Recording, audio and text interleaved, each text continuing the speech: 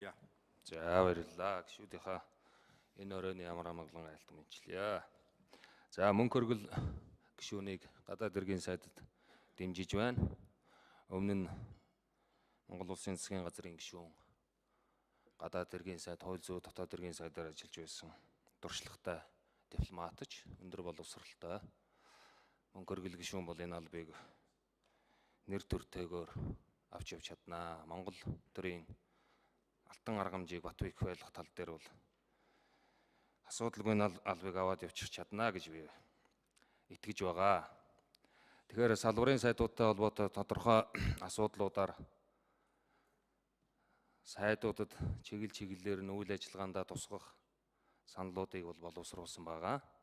Улс орны нийтлэг эрх ашигтай холбоотой аймаг орон нутгийнхаа хөгжлийн асуудлаар, ард иргэдийн ахуй амьдралтай холбоотой асуудлаар бол саналуудаа бэлдсэн байгаа. Засгийн газар кабинет хүрдэхээр та бүхэнд хүргүүлэх болно.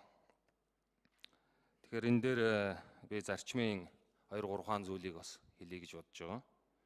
Мэдээж энд сайд болгон дээр манай их хурлын гишүүд үг хэлж санаа бодлоо, санал зөвлөгөөгөө өгч байгаа. Сайн баг үрдэж улс орныг хүндрэл бэрхшээлээс түргэн шуурхаа авч гараасай гэж хүсэж энэ болгоныг хэлж байгаа гэж ойлгож байна. Засгийн газар мэрэгжлийн байна уу, мэрэгжлийн биш байна уу гэдэг шүүмжил бол одоо энэ цагаас хойш энэ асуудалд цэг тавих зүйтэй гэдэг дээр бол би тийм байр суурьтай байна.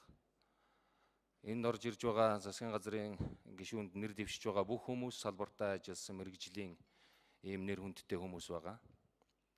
Тэгэхээр ерөнхий сайд бүрэн эрхийнхаа хүрээнд нэр оруулж ирсэн, сайдуудаа өргөн мэдүүлсэн. Мэдээж хүлээлт их байгаа. Ард иргэдийн хүлээлт их байна. Тэгэхээр ачаад авах хүмүүсээ нэр дэвшүүлж оруулж ирсэн гэж би бодож байна. Тэгээд нэр дэвшиж байгаа, томилогдож байгаа сайдуудаа 3 зүйл дээр бас анхаарч ажилласаа гэж хүсэж байна. Юун түрүүнд та бүхэн маань улс орны өнөөгийн байдлыг мэдэж байгаа.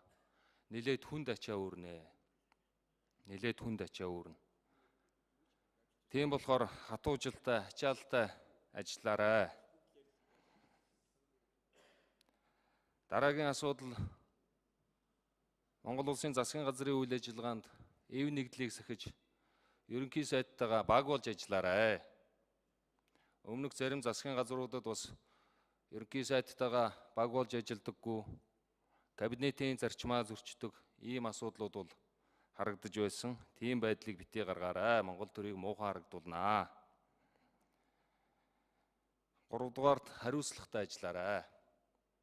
Нээлттэй, ёс зүйтэй, шударга ажиллаарай гэж та бүхэндээ бас захиж хэлж байна.